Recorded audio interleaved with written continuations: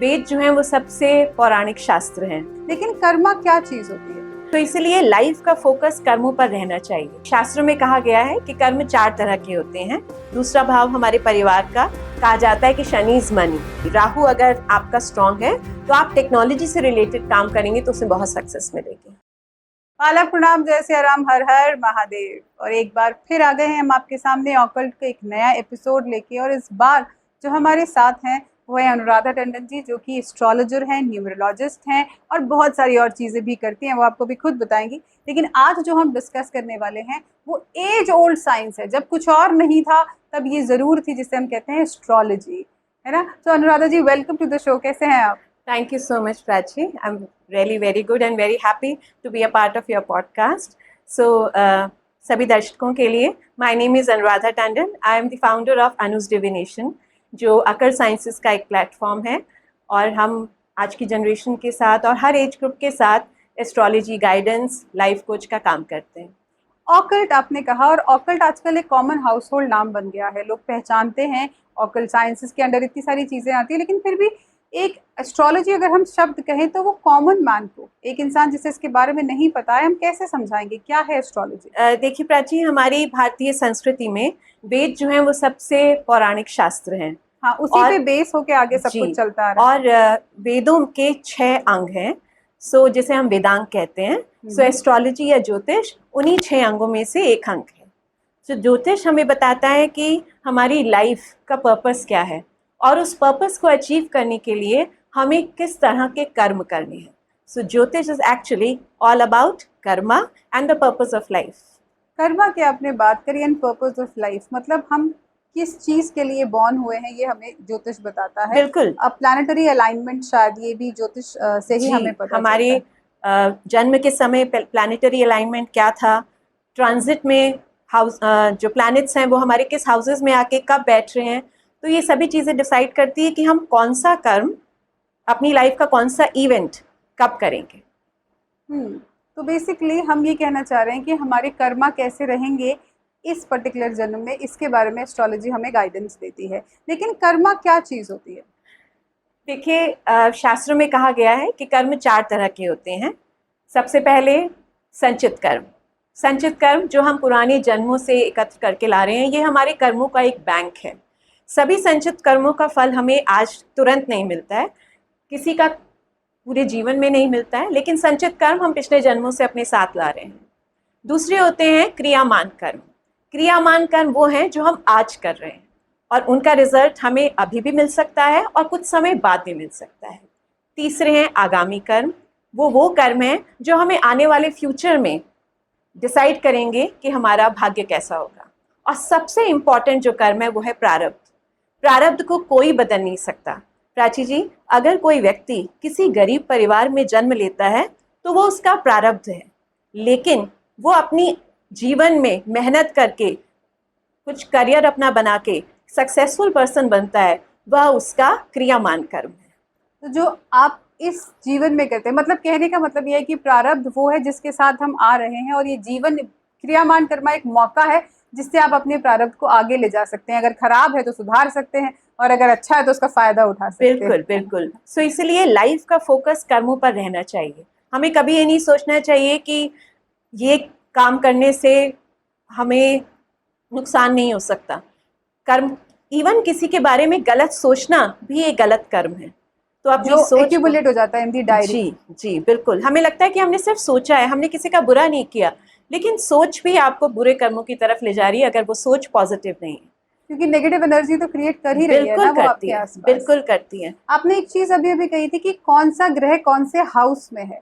तो अगर हम एस्ट्रोलॉजी को ही समझने की पहले कोशिश करें तो क्या होता है, ये हाउस कितने हाउसेस होते हैं? और शैडो प्लैनेट्स, एक बार मैंने सुना था किसी को कहते हुए, प्लैनेट्स एंड शैडो प्लैनेट्स, इसके बारे में कुछ बताइए। तो आइए सबसे पहले हम एस्ट्रोलॉजी का जो मेन एजेंडा होता है, जो मुख्य स्टडी किया जाता है, उस पर बात करते हैं। जिस समय हमारा जन्म होता है तो एस्ट्रोलॉजी में 12 घर हैं, 12 राशियां हैं और 9 प्लैनेट्स हैं जिसे हम ग्रह कहते हैं। तो आपके जन्म के समय कौन सा प्लैनेट किस राशि के साथ था और आपकी चंद्रमा आपकी किस राशि में प्रेजेंट था, उससे डिसाइड होती है हमारी लग्न पत्रिका। लगन पत्र का मतलब जन्म की समय जो आपकी जी, तो जो व्हाट इज लगन पत्रिका, कि जन्म के समय जो आकाश की पिक्चर थी, द हाँ picture, the screenshot of that picture is our लग्न पत्रिका।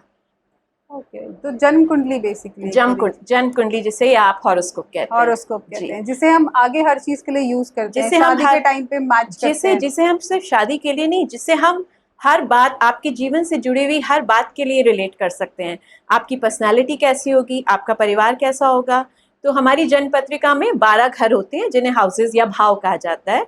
तो पहला भाव हमारा स्वयं का, दूसरा भाव हमारे परिवार का, तीसरा भाव हमारे कम्युनिकेशन और हमारे छोटे भाई बहनों का, चौथा भाव हमारी माता का, पांचवा भाव हमारी संतान का, छठा भाव हमारे रोग, रिपु, दुश्मन और ऋण का, पांचवा भाग हमारे स्पाउस का यानी लाइफ पार्टनर का या बिजनेस पार्टनरशिप्स का, आठवां भाव हमारे जीवन के रहस्य का, इसे हम मृत्यु भाव भी कहते हैं, नवा भाव हमारे पिता का और हमारे भाग्य का या हायर एजुकेशन का, 10वां भाव होता है हमारे कार्य का, हमारी प्रोफेशन का, हम किस करियर में सक्सेसफुल हो सकते हैं उसके बारे में, 11वां भाव हमारी इच्छाओं का, और 12वां भाव होता है मोक्ष का भाव। तो हर व्यक्ति एक जन्म से लेकर जो पूरी साइकिल कंप्लीट करता है वो आता है कहाँ, मोक्ष के भाव में। 12वें भाव में। जी, तो 12वें भाव आपके में। जन्म के समय कौन सा प्लैनेट किस भाव में बैठा है वो आपके उस सेक्शन को डिसाइड करता है। यानी कि अगर आपके करियर आपने कहा छठे भाव से, नहीं छठे भाव में यस सर्विस आता है, लेकिन मेन करियर और प्रोफेशन का भाव 10वां होता है। 10वां भाव, तो अगर 10वें भाव में जो प्लैनेट उस समय बैठा होगा वो करियर आपको सूट करेगा, इस तरीके से कुछ होता है। 10वें भाव में जो प्लैनेट बैठा है वो एक सेकेंडरी फैक्टर है। 10वें भाव का लॉर्ड कहाँ बैठा है आपके चार्ट में, वो अच्छा। डिसाइड करता है कि आपका करियर क्या होगा। क्या बात है, बहुत बढ़िया। तो अगर हम प्लैनेट्स की बात कर रहे हैं तो शैडो प्लैनेट्स भी होते हैं, 2 प्लैनेट्स जिन्हें हम शैडो प्लैनेट्स कहते हैं, जी, उनके बारे में कुछ बेसिकली प्लैनेट एक अंग्रेजी का वर्ड है। हम ज्योतिष में सिर्फ ग्रह बोलते हैं। तो ग्रह क्या है, ग्रह कोई भी ऐसी चीज है जो थाम कर रखती है, रोक कर रखती है, उसे ग्रह कहते हैं। तो ज्योतिष में 3 प्रकार के ग्रह होते हैं। नंबर 1 जो जिनमें अपना प्रकाश है, सूर्य और चंद्रमा, ये इनको ल्यूमिनरी प्लैनेट्स कहा जाता है, प्रकाश ग्रह। उसके बाद आते हैं सामान्य ग्रह, मंगल जिसे आप मार्स कहते हैं, वीनस जिसे आप शुक्र कहते हैं, बृहस्पति जिसे आप गुरु कहते हैं, और मरकरी जिसे आप बुध कहते हैं। तो ये आपके प्लैनेट्स हैं सामान्य ग्रह। उसके बाद 2 प्लैनेट्स की हम बात करते हैं जिनसे जनरली लोग बहुत डरते हैं, पर डरने की कोई बात नहीं होती, वो है छाया ग्रह या शैडो प्लैनेट्स। तो चंद्रमा की छाया से 2 प्लैनेट्स बनते हैं, राहु और केतु। तो ये शैडो प्लैनेट्स क्या रोल प्ले करते हैं जनरली हमारी लाइफ में? देखिए, राहु और केतु क्या है, अकेले इनका कोई भी अस्तित्व नहीं है, लेकिन जब ये किसी प्लैनेट के साथ जुड़ जाते हैं वहां पर ये अपना असर दिखाते हैं। राहु आपको किसी भी चीज के लिए ऑब्सेस करता है, राहु आपकी फॉरेन सेटलमेंट का कारण है, और केतु आपको अध्यात्म से जोड़ता है। आपके कुंडली में जिस हाउस के में राहु बैठा है या राहु की दृष्टि है, प्लैनेट्स की दृष्टि भी होती है, सो राहु आपके जिस हाउस में बैठा है या जहां दृष्टि डाल रहा है उसके लिए आप ऑब्सेस्ड हो जाएंगे, उसके लिए आप एक्स्ट्रा एफर्ट करेंगे, और जहां केतु बैठा है वहां से आपको अलगाव आएगा, विमुक्तता आएगी। ये न्यूमरोलॉजी में भी यही कहते हैं कि 7 is detachment, number 7 is detachment and that is the number of Ketu. हमने अभी भी शैडो प्लैनेट्स की बात करी। एक क्वेश्चन मेरे मन में बड़ी इंटरेस्टिंगली आ रहा है, मैं पूछना चाहूंगी कि सबसे मिसअंडरस्टूड प्लैनेट आपके हिसाब से, सबसे मिसअंडरस्टूड ग्रह कौन सा है एस्ट्रोलॉजी में, जिससे लोग सबसे ज्यादा डरते हैं? देखिए, वैसे तो लोग सबसे ज्यादा शनि से डरते हैं। सामान्य ग्रह में शनि भी एक ग्रह है, और शनि के लिए लोग मानते हैं कि शनि से डर के लोग शनि ग्रह की रेमेडीज करते हैं। आपने देखा होगा हर सैटरडे को शनि मंदिर में कितनी भीड़ होती है, दान होता है, लोग दीपक जलाते हैं। लेकिन मैं इस बात पर बहुत जोर देना चाहूँगी कि शनि डरने का प्लैनेट नहीं है। शनि हमें डिसिप्लिन सिखाता है। शनि ग्रह है हमारे कर्मों का। अगर आप अपने कर्म को ठीक रखेंगे, लाइफ में डिसिप्लिन रखेंगे, तो प्राची आपको मैं बताऊं कि शनि की साढ़े साती जिसे 7.5 ईयर्स कहा जाता है, तो इससे लोग बहुत डरते हैं। लेकिन अगर आप अपना कर्मा ठीक रख रहे हैं, अगर आप डिसिप्लिन में हैं, अगर आप अपने एक्शंस को जस्टिफाई कर रहे हैं, तो शनि की 7.5 में आप बहुत प्रोग्रेस कर सकते हैं। लेकिन जनरली ऐसा देखा जाता है ना कि कोई काम नहीं हो रहा है, कोई परेशान हो रही है, तो लोग ज्यादातर कहते हैं कि शनि की 7.5 चल रही है। ऐसा बहुत कॉमनली सुना जाता क्योंकि है। क्योंकि लोगों ने ज्योतिष को एक ज्ञान के रूप में नहीं समझा है। उन्होंने सुनी सुनाई बातों पर या सोशल मीडिया में कुछ जो ओवर हाइप्ड चीज़ें होती हैं, अगर आप ज्योतिष को साइंटिफिक रूप से पढ़ेंगे तो आपको समझ में आएगा कि हर प्लैनेट कितनी सुंदरता के साथ आपके भविष्य को, आपके प्रेजेंट जीवन को शेप करता है। तो हर प्लैनेट का अपना एक रोल है। जी बिल्कुल, हर प्लैनेट हमारे जीवन में बहुत इंपॉर्टेंट रोल प्ले करता है। तो अगर हम एक एक लाइन में जानना चाहें तो सूर्य हमारे जीवन में क्या रोल प्ले करता है? चलिए सूर्य से बात शुरू करते जी। हैं। तो हम इसमें थोड़ा सा न्यूमरोलॉजी को भी हाँ, ऐड तो मैं करते हैं। नंबर्स बोलूंगी और ग्रह, और आप उसका वो बोल दीजिएगा। ठीक है। जैसे फॉर एन एग्जांपल नंबर 1 जो सूर्य को डिनोट करता है, जी, वो तो नंबर 1 सूर्य को डिनोट करता है और सूर्य हमारे कॉन्फिडेंस का कारक है। अगर आप गवर्नमेंट सेक्टर में काम करना चाहते हैं तो आपका सूर्य बहुत स्ट्रांग होना चाहिए। पॉलिटिक्स के लिए भी स्ट्रांग होना जी, चाहिए। पॉलिटिक्स के लिए, किसी भी लीडरशिप रोल लीडरशिप के लिए, क्वालिटीज के लिए होना चाहिए। अगर आप एक अच्छे एडमिनिस्ट्रेटर बनना चाहते हैं तो भी आपका सूर्य स्ट्रांग होना चाहिए। है भी ऐसा ही ना, सीधा बिल्कुल। जी एक बिल्कुल। नंबर। और देखिए सूर्य क्या है, सूर्य एक लीडर है। सूर्य को राजा कहा गया है न्यूमरोलॉजी में और ज्योतिष में। और राजा क्या करता है, राजा सबको संभाल के रखता है और राजा ज्ञान देता है, प्रकाश देता है। अगर सूर्य से ही सारी पृथ्वी चल रही है, पशु पक्षी जितने भी जीव हैं सब सूर्य से अपनी energy comes from him ji. And everything is on energy. Yes yes. Number 2 moon. Moon जो है वो हमारे इमोशन का कारक है। So number 2 people are ruled by moon, right. और आपने साइंस में भी पढ़ा है कि मून का क्या बिहेवियर रहता है कि 15 दिन मून ऊपर जाता है और 15 दिन नीचे जाता है। तो जो लोग मून से गवर्न होते हैं या न्यूमरोलॉजी में नंबर 2 बॉर्न है, तो आपने वो अक्सर इस चीज़ से रिलेट करेंगे कि उनको मूड स्विंग्स होते हैं। लेकिन इसका मतलब ये नहीं है कि वो इमोशनली वीक है, सिर्फ उन्हें अपने मन पर कंट्रोल करना है, उसको स्टेबल करना है। और उसके लिए तो बहुत सारी चीज़ें हैं। हम कहते हैं मेडिटेशन कीजिए, अपनी माता जी का आदर कीजिए। हाँ, 2 नंबर माँ का भी कारक होता है, तो 2 नंबर माँ का कारक है। रिलेशनशिप्स मेंटेन करने चाहिए। इस बात पर मैं हमेशा अपने क्लाइंट्स को, स्पेशली अपनी हमारी जो यंगर जनरेशन है, आपकी मेरी जनरेशन में हम माता पिता का बहुत सम्मान, हमें बचपन से सिखाया गया है कि ईश्वर स्वरूप होते हैं माता पिता। बिल्कुल। आप ईश्वर की पूजा नहीं कीजिए लेकिन माता पिता का आदर कीजिए, वो पूजा समान है, राइट। लेकिन आज की जनरेशन शायद इस भाव से थोड़ा सा डिटैच फील करती है अपने आप को। लेकिन अगर आपको अपनी कुंडली के ग्रह ठीक करने हैं तो आज कुछ मत कीजिए, सिर्फ अपनी माता पिता का आदर कीजिए, उनके साथ समय बिताइए, उनसे बातचीत कीजिए रेगुलर बेसिस पर। अपने आप आपके सन और मून कंट्रोल हो जाएंगे। नंबर 3 गुरु का नंबर। गुरु, बृहस्पति को देवगुरु कहा जाता है। ये सभी ग्रहों के देवता हैं, तो ये जहाँ बैठते हैं उस चीज़ को बड़ा कर देते हैं। तो ये विजडम के प्लैनेट हैं और ज़्यादातर लोगों को जो टीचिंग जॉब में है या हाई ऑन कम्युनिकेशन, तो जो भी कम्युनिकेटेड रिलेटेड जॉब्स हैं या कम्युनिकेशन जो है वो बुध का कारक है, मरकरी का। जो लोग विजडम दे रहे हैं, जो लोग ज्ञान दे रहे हैं और जो लोग हीलिंग में हैं, वो सभी लोग जुपिटर से कनेक्टेड है। नंबर 4 राहु। राहु की एनर्जी से लोग डरते हैं, लेकिन राहु भी डिसिप्लिन सिखाता है। और राहु सडननेस का प्लैनेट है। सडननेस, आपके जीवन में अचानक से जो चीज़ हो जाएगी, या आपका फॉरेन सेटलमेंट है, या टेक्नोलॉजी से रिलेटेड जो हम काम कर रहे हैं, ये भी राहु इसमें बहुत इन्वॉल्व है। कैमरा है, there are lot of things, तो ये भी राहु से कनेक्टेड है। राहु के लिए एक चीज कही जाती है, क्योंकि Rahu is one of my favourite planets. मुझे लगता है बड़ा ही राहु वो प्लैनेट है जिसको खुद भी नहीं पता वो अगले 5 मिनट में क्या करेगा। अनप्रेडिक्टेबल प्लैनेट है। अगर कोई एक ऐसा प्लैनेट है जो गंजे को भी कंघी बेच दे तो वो राहु ही है, और कोई ऐसा प्लैनेट है जिसे सीधा रास्ता दिख रहा है फिर भी वो उस पे ना जाए तो वो भी राहु ही है। जब आप राहु की महादशा में होते हैं तो वो आपको बहुत भ्रम देता है, क्लाउडीनेस ऑफ थॉट्स देता है। आप डिसाइड नहीं कर पाते हैं कि आपके लिए क्या सही है क्या गलत है, क्योंकि सिर्फ सर का हिस्सा क्योंकि सिर्फ सर है। राहु और केतु एक ही व्यक्ति के दो शरीर, एक ही शरीर के 2 हिस्से हैं। तो Rahu is only head, so there will be always some stress, overthinking, anxiety।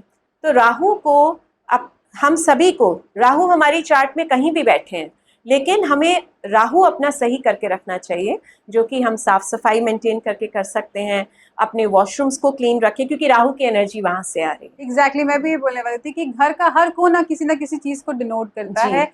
जैसे साउथ वेस्ट में कहते हैं मंदिर होना चाहिए, अगर if I am not wrong, और हर कोने का अपना एक डायरेक्शन होता है। अगर आपको जानना है तो वास्तु का पॉडकास्ट देखिएगा।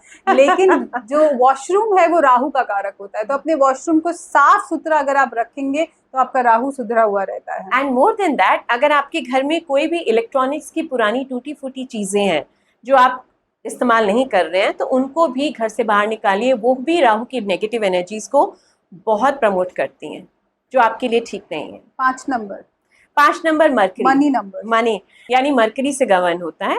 और देखिए आप न्यूमरोलॉजी में 1 से 9 तक नंबर हैं और बीच में आता है नंबर 5। तो नंबर 5 को प्रिंस, राजकुमार कहा जाता है, जिसे सभी नंबर्स का प्यार मिलता है। नहीं, तो मैंने भी मुझे भी ये पता है कि 5 नंबर का कोई एनिमी नंबर नहीं होता है, बट जी। They are very goal oriented people. 5 number उन लोगों में से होते हैं जिनको आप कहिएगा कि 1 गिलास पानी ला दो, नहीं, 1 गिलास पानी ला दो, नहीं, 1 गिलास पानी ला दो, टॉफी दूंगी, खट आ जाएगा वो पानी। So they are very goal oriented people. Number 6 बड़ा इंटरेस्टिंग नंबर, क्योंकि यही एक नंबर है जो टेढ़ा है। नंबर 6 वीनस, शुक्र का नंबर शुक्र है। का नंबर। तो आपकी लाइफ में जितनी भी लग्जरी आती है वो वीनस, शुक्र से आती है। माता लक्ष्मी का शुक्राचार्य भी नंबर गुरु है। है। जी, लेकिन शुक्र को हम जब हम बात करते हैं शुभ और अशुभ ग्रह की, और शुभ जो वीनस जो है वो, शुक्र जो है दैत्य प्रवृत्ति का है, तो इसीलिए क्योंकि अपनी शुक्राचार्य दैत्य गुरु ही थे जी ना। जी। सो इसीलिए अपने शुक्र को अच्छा करने के लिए आपको अच्छी ग्रूम पर्सनालिटी आपकी होनी चाहिए। आपको अपने घर में, अपनी वार्डरोब में अपने कपड़े अच्छे से रखने चाहिए, घर में साफ सफाई बना के रखनी चाहिए। सुंदर सुंदर सुंदर सुंदर जी, चीजें। शुक्र जो है वो सुंदरता का पुजारी है, साफ नंबर सफाई। Yes. Number 7 number Ketu. 7 number 7 is Ketu. Ketu की एनर्जीज हमें चीज़ों से डिटैच करती है, क्योंकि केतु क्या है, उसके पास धड़ नहीं है, उसके पास सिर्फ शरीर का निचला हिस्सा है, सिर्फ दिल का हिस्सा है, वो महसूस करता है हर चीज को। तो केतु जो है बहुत, जो लोग केतु गवर्न लोग होते हैं, नंबर 7 लोग होते हैं, वो अपनी रूट्स के साथ, अपनी जड़ों के साथ बहुत वेल कनेक्टेड रहते हैं। ऐसे लोग समाज में सभी को इक्वली ट्रीट करते हैं और स्पिरिचुअलिटी से जोड़ता है Ketu. Infinite number, number 8। Number 8, so number Shani का 8 नंबर। इज शनि, एंड कहा जाता है कि शनि इज मनी। अच्छा, हो। तो शनि का नंबर आपको लाइफ में बहुत सक्सेस भी देता है, लेकिन अगर आप कर्मा नहीं करेंगे, आप मेहनत नहीं करेंगे, तो वो आपको दरिद्रता की तरफ भी ले जाता है। Shani is a number of justification, न्यायाधिकारी कहा न्याय, जाता है इन्हें, न्याय का नंबर है, इसीलिए इनफाइनाइट पोटेंशियल का नंबर है, जी। लेकिन मेहनत बहुत कराएगा। मेहनत बहुत कराएगा। No और अगर shortcuts। जी, और शनि को इनजस्टिस बिल्कुल नहीं पसंद, तो इसीलिए हमें अगर अपने शनि को अच्छा करना है तो हमें कभी भी गलत कामों की तरफ नहीं जाना है। शॉर्टकट्स हम नहीं ले सकते। शॉर्टकट नहीं लेंगे, मेहनत करेंगे। नंबर 9 नंबर 9, सो नंबर 9 मंगल का नंबर है, मार्स, जो हमारे में एग्रेशन लाता है, जो अग्नि लाता है, कुछ जीवन में पाने की, कुछ हनुमान जी से भी रिलेट करते जी, हैं ना, हनुमान जी से बॉल relate ऑफ एनर्जी करते हैं। कहते हैं। जी जी, बिल्कुल बॉन्ड ऑफ एनर्जी है। और नंबर 9 जो है वो, नंबर 9 के जो लोग होंगे, आपको लगेगा कि थोड़े से आर्गुमेंटेटिव हैं, लेकिन ये लोग अगर स्पोर्ट्स में बहुत अच्छा करते हैं, नंबर 9 के लोग। Number people। जी, और नंबर 9 के लोग वो सेवा भाव में, सोशल वर्क में, उसमें भी आप बहुत बिलीव करते हैं।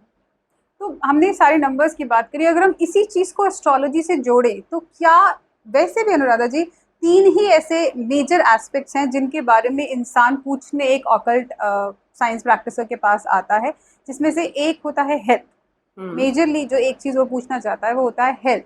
दूसरा करियर, फाइनेंस, मुझे पैसा मिलेगा कि नहीं मिलेगा, मेरी नौकरी कब लगेगी, मेरा बिजनेस नहीं चल रहा है, या मैं कौन से अक्षर से बिजनेस शुरू करूं। और तीसरा होता है मेरी शादी नहीं हो रही है, मेरे बच्चे नहीं हो रहे हैं। इस तरीके का जो मैरिज, फाइनेंस या रिश्ते, फाइनेंस एंड हेल्थ। तो हमें आप ये बताइए कि एस्ट्रोलॉजी जो है इन तीनों सेक्शंस को हेल्प करती है, इन तीनों सेक्शंस में कारगर रहती है। जी, एस्ट्रोलॉजी का तीनों सेक्शन पे बहुत काफ़ी इम्पैक्ट रहता है। आप बिल्कुल ठीक कह रही हैं कि जब भी कोई व्यक्ति किसी ज्योतिष के पास आते हैं तो मेजरली उनके 3 सवाल रहते हैं। नंबर 1, मेरी शादी कब होगी। नंबर 2, मेरा करियर, मैं लाइफ में कब करियर में, अपने प्रोफेशन में स्टेबल हूँगा। और नंबर 3 कि संतान के बारे में, आपकी क्वेश्चन, ज़्यादातर क्वेरीज इस तरह की होती हैं, या हेल्थ इश्यूज, या हेल्थ इश्यूज। हेल्थ भी एक बहुत बड़ा बहुत मेजर पैरामीटर है। फैक्टर है। देखिए, जैसे मैंने कहा कि जब हमारा जन्म हुआ तो एक प्रारब्ध के साथ हुआ, उसे हम बदल नहीं सकते। तो ज्योतिष कहाँ हेल्प करता है? अगर फॉर एग्जांपल मेरे पास कोई व्यक्ति आते हैं और वो बोलते हैं कि मैं कुछ अपनी हेल्थ से बहुत ज़्यादा, मैं अपनी बेस्ट ऑफ हेल्थ में नहीं हूँ कुछ समय से, तो आप बताइए कि आगे समय कैसा है। तो जो भी ज्योतिष, जिन्होंने उसे एक विज्ञान की तरह पढ़ा है और उसकी प्रैक्टिस वो बहुत स्पिरिचुअल वे में करते हैं, वो उनको गाइड करेंगे कि आप आने वाले फ्यूचर में आपको अपने शरीर के इस अंग का ध्यान रखना है, क्योंकि उस अंग का उस अंग के जो ग्रह हैं वो आने वाले टाइम में उन्हें परेशानी दे सकते हैं, किसी कोई पीड़ा दे सकते हैं। सो नेचुरली अगर मैं किसी कहूँगी कि आप अपनी हार्ट हेल्थ का ध्यान दीजिए, तो वो अपना डाइट पे ध्यान देंगे, एक रेगुलर एक्सरसाइज करेंगे, तो ज्योतिष की मदद से वो उस कष्ट को कम कर सकते हैं और अपने आप को ट्रांसफॉर्म जो कर सकते हैं। प्लैनेट्स होते हैं वो भी हमारे शरीर के अलग अलग अंगों से एसोसिएटेड होते हैं। बिल्कुल बिल्कुल, हर प्लैनेट हमारी शरीर की एक पर्टिकुलर ऑर्गन को जैसे दिखाता है। हार्ट की अगर हम बात करें तो कौन सा प्लैनेट खराब होगा अगर हमारे को हार्ट डिजीजेस की इशू रहती है? देखिए, हार्ट में हार्ट जो है वो ब्लड से भी बना है और वो मांसपेशियों से भी बना है, तो हर प्लैनेट उसमें उसके अलग अलग पार्ट्स को उसके में अलग अलग रोल प्ले करता है। जैसे हमारी हड्डियों के लिए सन का रोल है।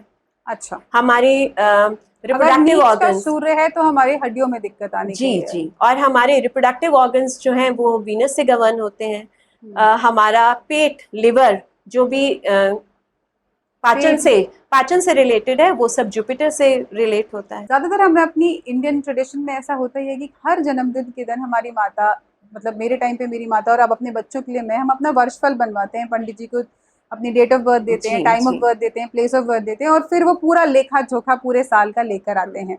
तो उस लेखे जोखे से हमें पता चलता है कि हमारा ये साल कैसा बीतेगा। So astrology can also help you if you are having multiple failures. जैसे एक बंदा है जिसने बहुत सारे करियर चूज किए हैं लेकिन मल्टीपल फेलियर्स हैं, कोई एक ऐसा इंसान है जिसकी हेल्थ ठीक होने का नाम ही नहीं ले रही है, तो ऐसे सिचुएशंस में एस्ट्रोलॉजी कैसे हेल्प कर सकती है? देखिए, जैसे मैंने पहले भी कहा कि एस्ट्रोलॉजी जो है वो ट्रांसफॉर्मेशन में हेल्प करती है। प्रॉब्लम जो आने वाली है उसके मैग्नीट्यूड को कम कर सकती है, लेकिन उसे बिल्कुल खत्म नहीं कर सकती। वो कोई ऑकल्ट नहीं करता, ये तो जितना भी ट्रू ऑकल्ट प्रैक्टिशनर होगा वो आपको ये जरूर समझाएगा, और ये जोर देके मैं कहती हूँ कि वो जरूर समझाएगा कि आप जो लिखवा के लाए हैं वो तो होगा ही होगा, वो होगा ही होगा। हम आपको सिर्फ 2 चीजें करके दे सकते हैं, उसका असर कम करके दे सकते हैं और आपको मेंटली प्रिपेयर करके दे सकते हैं कि ये होने वाला है, बारिश आएगी, छाता ले लो। बिल्कुल, ये आपने बिल्कुल 100% सही बात कही है। This is a bang on thing on astrology, जो आजकल के लोग नहीं समझते हैं। कोई भी पंडित, कोई भी ज्योतिष, कोई भी न्यूमरोलॉजिस्ट आपके प्रारब्ध को नहीं बदल सकता। क्या बदल सकता है? आपकी सोच, आपका व्यवहार, चीज़ों को समझने और सोचने के का आपका तरीका। तो इसी को ट्रांसफॉर्मेशन कहते हैं और यहाँ ज्योतिष हमारी मदद करता है। तो अगर हम मल्टीपल फेलियर्स की जैसे हम पहले बात कर रहे थे, तो मल्टीपल फेलियर्स अगर किसी को बार बार मिल रहे हैं तो ऐसी कोई रेमेडी या हम क्या देख के ज्योतिष से उसकी हेल्प ले सकते हैं? तो ज्योतिष में हमारे चार्ट्स में माना गया है कि 6ठा भाव, 8वां भाव और 12वां भाव, ये तीनों जो भाव हैं इनको नेगेटिव हाउसेस माना जाता है। ये लाइफ में दुख तकलीफ लेकर आते हैं। तो अगर आपके चार्ट में आपके जो मेन प्लैनेट्स हैं, जो अच्छे ग्रह हैं, वो इन हाउसेस में बैठे हैं या इनके लॉर्ड्स इन हाउसेस में बैठे हैं, तो नेचुरली फिर लाइफ में कंटिन्यूस प्रॉब्लम आएंगी और कंटिन्यूसली आपके प्रयास पे प्रयास आपके फेल होंगे। तो आज के समय में जो मेरे चार्ट के प्लैनेट हैं जहां वो बैठे हैं, उन्हीं की वजह से मैं आपके साथ पॉडकास्ट कर रही हूँ। तो इसका ये एक्सप्लेन करता है कि कुछ लोगों को फटाफट सक्सेस क्यों मिलती है और कुछ लोगों को बहुत मेहनत करने के बाद भी नहीं मिलती है, ये इन्हीं प्लैनेटरी मूवमेंट्स। देखिए, ये डिपेंड करता है कि जब हमारा जब जन्म होता है तो किस महादशा के साथ वो जन्म हमारा स्टार्ट हुआ है, उस पर डिपेंड करता है। और सभी प्लैनेट्स की महादशा इतना लंबा नहीं जीवन होता है, तो सभी प्लैनेट्स की महादशा कोई भी व्यक्ति नहीं जीता। तो आपके लाइफ स्पैन में कौन कौन से प्लैनेट्स की महादशा आ रही है, वो आपके चार्ट में पॉजिटिवली प्लेस्ड है या नेगेटिवली प्लेस्ड है, इस पर भी बहुत चीजें डिपेंड करती हैं। आजकल हम सोशल मीडिया पे हर जगह देख रहे हैं जुपिटर ट्रांजिट की बहुत सारी बात हो रही है, everybody is making reels about it. क्या चीज होती है ये जुपिटर ट्रांजिट, कुछ इसके बारे में बताएं। देखिए, जब हमारा जन्म होता है तो प्लैनेट्स एक पर्टिकुलर पोजीशन पे हैं, उसकी पिक्चर जो है वो हमारी कुंडली बन गई। लेकिन वो प्लैनेट्स हमेशा स्टेशनरी नहीं है, ग्रह लगातार मूवमेंट कर रहे हैं और हर ग्रह की अपनी एक स्पीड होती है। जैसे चंद्रमा 2.5 दिन एक राशि के साथ रहते हैं, एक हाउस में रहते हैं। सन जो है वो हर महीने अपना हाउस चेंज करते हैं, राशि चेंज करते हैं, इसी को हम संक्रांत कहते हैं। अच्छा, सो जब भी सूर्य अपना ग्रह बदलते हैं, सूर्य अपना घर बदलते हैं, राशि बदलते हैं, एक राशि से दूसरी राशि में जाते हैं, तो उसे उस दिन संक्रांत होती है। इसी तरह से जुपिटर जो है वो 1 साल लगाते हैं एक राशि से दूसरी राशि में आने के लिए। अच्छा, हर किसी की अपनी अपनी स्पीड, हर प्लैनेट की, हर ग्रह की अपनी स्पीड होती है। शनि 2.5 साल लगाते हैं एक राशि से दूसरी राशि में ट्रांजिट होने में। इस ट्रांजिट को हम ज्योतिष की भाषा में गोचर कहते हैं। सो इस साल 2 और 3 जून की रात को जुपिटर का ट्रांजिट हुआ और किस राशि में हुआ? कर्क राशि, जिसे आप कैंसर कहते हैं। और ये जुपिटर की उच्च की राशि है। तो इसीलिए जुपिटर के जो रिजल्ट्स हैं वो इस दौरान, जिस पीरियड में जुपिटर कर्क राशि में है, उस दौरान जो रिजल्ट्स आएंगे वो मैनीफोल्ड्स आएंगे। कर्क राशि के लिए? सिर्फ कर्क राशि के लिए नहीं, सारी राशि के लिए नहीं, सभी राशियों के लिए भी नहीं। ये उन राशियों के लिए आएंगे जहां पर बैठकर जुपिटर जिस घर में बैठे हैं वहां अपना असर दिखाएंगे। और दिखाएंगे जहां वो दृष्टि दे रहे हैं। तो जुपिटर की दृष्टि होती है उनकी 5वीं दृष्टि, उनकी 7वीं दृष्टि और 9वीं दृष्टि। तो जहां जहां पे वो बैठे हैं या जहां उनकी दृष्टि पड़ रही है उनके लिए ये कारगर साल होंगे। जी, फ्रूटफुल ईयर। जी, फ्रूटफुल ईयर होगा। तो अगर जुपिटर की दृष्टि आपके 4थे भाव पे बैठ रही है, 4th हाउस पे बैठ रही है, तो आप अपने घर का रेनोवेशन करा सकते हैं, आप व्हीकल खरीद सकते हैं, आप प्रॉपर्टी खरीद सकते हैं। मैं आपको एक एग्जांपल देती हूँ। थोड़े दिन पहले मेरे एक क्लाइंट हैं, तो वो अपनी करंट जॉब से बहुत परेशान थे और वो बहुत एंजाइटी में थे कि उनको नेक्स्ट जॉब कब मिलेगी। अब वो लगातार जॉब्स के लिए अप्लाई कर रहे हैं, वेल क्वालिफाइड भी है, वेल एक्सपीरियंस भी है।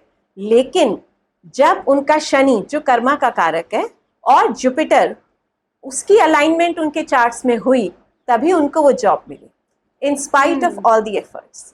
तो इसीलिए समय के लिए उन्हें वेट करना पड़ा और जब वो करेक्ट समय आया तो फिर उन्हें, तो वो सही समय जब आता है, सही ग्रह दशा आती है, तभी ग्रह अपना रिजल्ट देते हैं। और यही हमें ज्योतिष से हमें पता चलता है। तो इसी में हमारी ज्योतिष मदद करता है। बिल्कुल। एक सवाल और मेरे मन में ऐसे कूदी मार रहा है और वो ये है कि अगर हम सब कुछ लिखवा के लाएं, और ये सवाल बहुत सारे लोगों का होगा कि अगर सब कुछ लिखा, जैसे हस्त रेखाएं भी जो पढ़ते हैं वो भी ये कहते हैं कि आपकी हस्त की रेखाओं में ये लिखा है।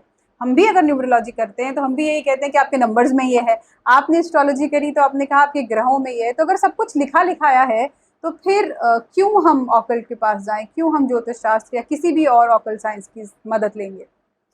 देखिए, आप जो ज्योतिष या किसी भी ऑकल्ट साइंस के पास इसलिए आएंगे क्योंकि वो आपके सोचने का तरीका चेंज कर देगा, वो आपको ट्रांसफॉर्म करेगा। आपको पता है कि प्रारब्ध ये है, हाँ। लेकिन उस प्रारब्ध में, जैसे मैंने पहले भी कहा कि कर्मा बहुत मेजर रोल प्ले करता है। आपका प्रारब्ध ये है, उसे आप बदल नहीं सकते, लेकिन आप अपनी डेस्टिनी, अपने भाग्य को बदल सकते हैं। तो ज्योतिष आपको बताता है कि आप अपने भाग्य को कैसे, डेस्टिनी को कैसे बेटर कर सकते हैं। आप जो इस जन्म में है वो अपनी लाइफ को कैसे सुधार सकते हैं, कैसे सुधार सकते हैं, और कर्मा कैसे। और डॉक्टर प्राची, यही जन्म हमारी एंड नहीं है, आगे भी जाना है ये, और आगे भी साइकिल्स हैं। और इसके अलावा हमारे आगे वंशज हैं, हमारे बच्चे हैं, हमारा आगे वंशज चलेगा, परिवार चलेगा, तो उन हमारे कर्मों का उन्हें भी फल मिलेगा। अच्छा, लीनिएज भी होती है? बिल्कुल बिल्कुल। तो एस्ट्रोलॉजी क्या लीनिएज भी चेक कर सकती है? एस्ट्रोलॉजी बिल्कुल लीनिएज चेक करती है। अच्छा, तो अगर आज मेरे पास अच्छा या बुरा समय है तो उसका मेरे परिवार का मुझ पे क्या असर है, ये भी हम बिल्कुल। आपने सुना होगा कि पितृदोष। हाँ बिल्कुल। तो अगर किसी के चार्ट में पितृदोष होता है तो वो, उसने कोई बच्चा अभी पैदा हुआ है, उसने तो कोई कर्मा नहीं किया, लेकिन उसके चार्ट में पितृदोष है, तो मतलब वो कहाँ से आया है? वो लीनिएज से आया है। तो ऐसे में फिर पितृदोष की रेमेडीज बताई जाती हैं। देखिए, जब हमारे पास कोई आएगा, एक डॉक्टर वाली स्थिति है, अगर कोई आ रहा है तो वो किसी ना किसी चीज से दुखी है, इसीलिए आ रहा है। तो दुख वैसे भी एक नेगेटिव इमोशन है, तो वो तो एक नेगेटिव एनर्जी के साथ ही आपके सामने तो जैसे एक डॉक्टर के पास दुखी रोग से ग्रसित लोग आते हैं, वैसे ही एक ज्योतिष के पास भी वो लोग आते हैं जो जीवन में भाग्य किसी से ना ग्रसित किसी, है। हाँ, भाग्य से ग्रसित है, जीवन में कोई ना कोई चैलेंज फेस कर रहे हैं, एग्जॉस्टेड हैं, बिल्कुल इमोशनली ड्रेन्ड हैं, तो उनकी एनर्जीज हमारी एनर्जीज को हैम्पर करती हैं सर्टेनली। तो हर अकल के व्यक्ति को अपना मून यानी चंद्रमा स्ट्रांग रखना चाहिए, और उसके लिए कई तरीके हैं उसे स्ट्रांग करने के लिए। अगर आपका चंद्रमा खुद स्ट्रांग है तो फिर किसी भी नेगेटिव व्यक्ति की, किसी भी दुखी व्यक्ति की एनर्जी आपको आके तंग नहीं करेगी।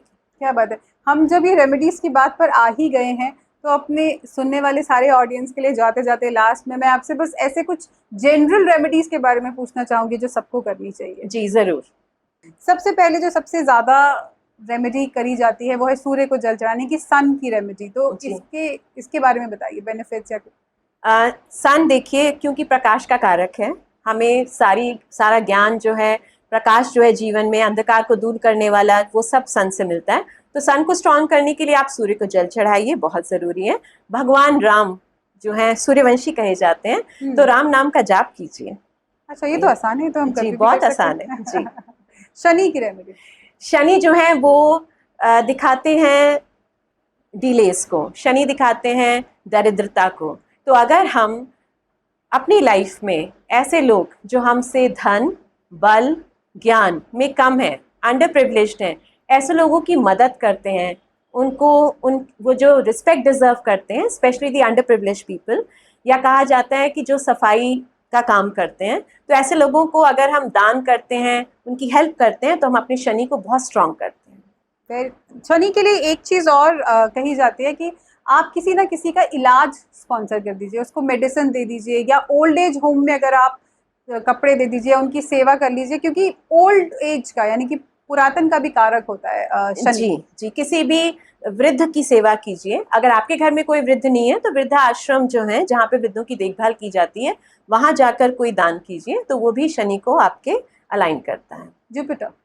जुपिटर देखिए, जुपिटर की रेमेडी के लिए मैं कहूँगी कि अपने गुरुओं का बहुत सम्मान कीजिए। आजकल के बच्चे स्कूल्स में टीचर्स को वो रिस्पेक्ट नहीं देते हैं जो मिलनी चाहिए, और कई बार हम घरों में भी जब डिस्कशन करते हैं तो टीचर्स को जज करते हैं, उनको अपना टॉपिक ऑफ द टॉक बनाते हैं, तो वो हमें नहीं करना चाहिए। ये तो बहुत जनरल सी बात है। इसके अलावा विष्णु सहस्त्र नाम का पाठ कीजिए।